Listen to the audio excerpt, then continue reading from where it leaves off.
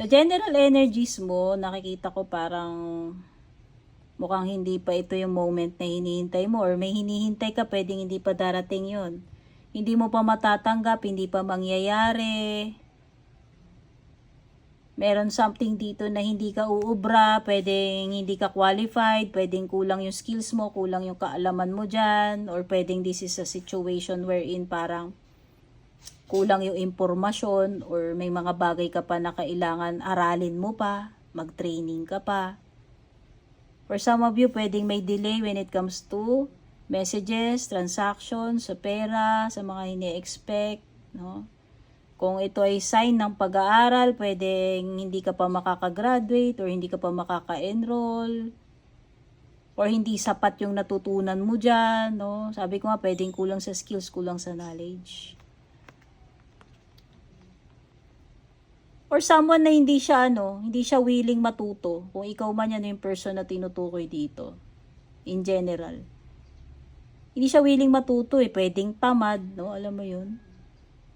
Or talagang hindi lang siya interesado, ayaw niya mag-aral, ayaw niya matutunan. Hindi siya trainable, hindi siya flexible. Ito wasted time, wasted talent, wasted resources kung ako tatanungin in general. Ngayon, when it comes to love life, mukhang hindi kayo on the same page na itong person na to. Pwede yung isa may feelings, yung isa wala. Or pwede yung isa may feelings pa, pero yung isa nawawala na yung feelings. Pwedeng disconnected, walang communication. Pwedeng may break up or cool off. Okay? Pwedeng one-sided. No? Kumbaga, yung isa lang yung nasasaktan, yung isa lang may feelings, pero yung isa opposite. Hindi nare-reciprocate. Okay? Nagkakaroon ng misunderstanding, ng disconnection, disharmony dito sa relationship niyo or connection ninyo.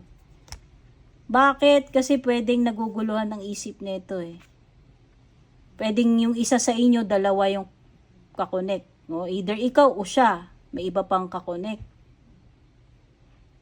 Pwedeng pinagsasabay, pwedeng namimili, o kung nanliligaw pa lang, nandun pa lang sa early stages. Pwedeng may hindi pipiliin dito, either ikaw yung hindi pipiliin. Basta merong tatanggalin sa equation, may i-dispatch siya, may pagpipilian dito. And dahil baliktad yung mga yan, maaaring ikaw yung hindi piliin. Okay, so yan yung mga na-pick up ko dito sa inyong reading. Maraming salamat. Take care. God bless.